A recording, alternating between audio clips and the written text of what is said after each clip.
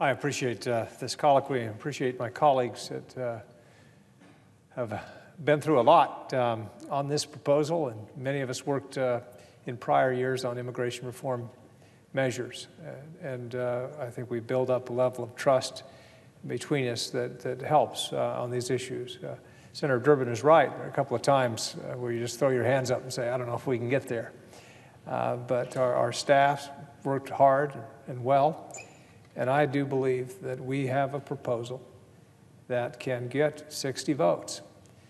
We have worked so long under rules of reconciliation that sometimes we forget we've got to get 60 votes around here. That's what this bill is designed to do. In the end, that's what it's going to take, 60 votes. I come from Arizona. We have a lot of dreamers there, obviously, some 50,000. I've met so many of them over the years. And to say that they deserve this is an understatement.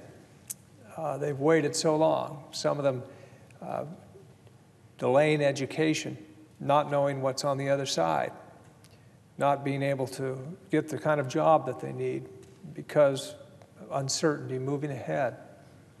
These are people, as Senator Graham said, that we want here. We ought to roll out the red carpet and say, please stay here and help build your country. This is the only country they know. They have everything but the papers. So I hope that we can move forward on this. Let me just talk about a few aspects of the proposal. There are some who have said that the Democrats are unwilling to give on this. And I hear that on my side of the aisle. Well, I can tell you, any compromise proposal, anything that is a bipartisan proposal, both sides are going to give. All sides are going to give. And on this one, the DREAM Act, which I'm a sponsor of, would have a faster path to citizenship for kids. This is a slower path here. That was a big give on the Democratic side, from some 5 years to 12. That's not easy. That's not easy to tell people. You have to wait a little longer, a lot longer than you expected. But it's part of the legislative process. I know a lot of people aren't keen on some of the structure that'll go along the border, whether it's called a wall or whatever. But those of us in border states realize that we need better infrastructure, we need better security, we need better technology, we need more manpower, and it's all a compromise. That's what it's about. And that's why I appreciate this process, and I know that if we allow this to come to the floor and are able to present this proposal to our colleagues, we'll have a lot more support than we have already on the Republican side.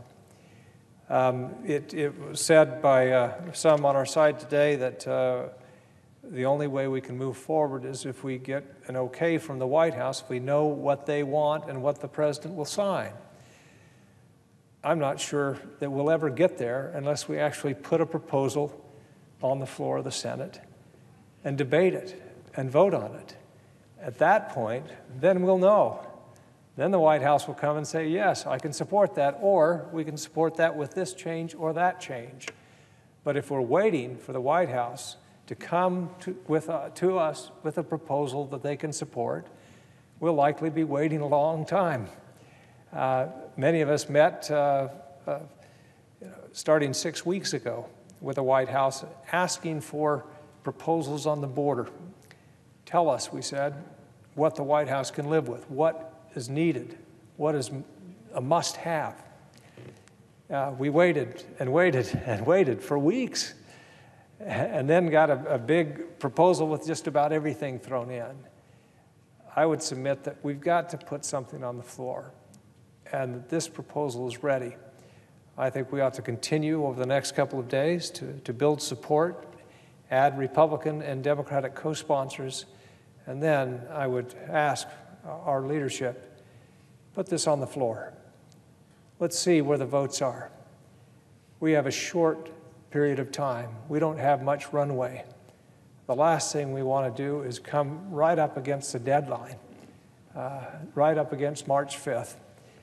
We have the administration has asked the High Court to rule on whether or not there can be any further extensions, or if March 5th is the deadline. It's my opinion the court will come back and say, yes, that's it. We've got to be ready for that. We can't afford to wait anymore. It's time with this proposal to put it on the floor. Again, I thank my colleagues for their work on this. I thank the White House, those who have sat down, and the President's comments the other day that this needs to be a bill of love. I think that it is. And it's also, as Senator Durbin said, it's also a bill that is tough, that has border security elements. We want to make sure that we're not in this situation a few years from now. But we've got to have a bill, first and foremost, that has support to pass the House and the Senate. That's what this is. This is, make no mistake, this is the bipartisan approach. This is the only game in town. As much as others want to say that they're going to reach an agreement, they are basically where we were a few months ago. They've got a long way to go.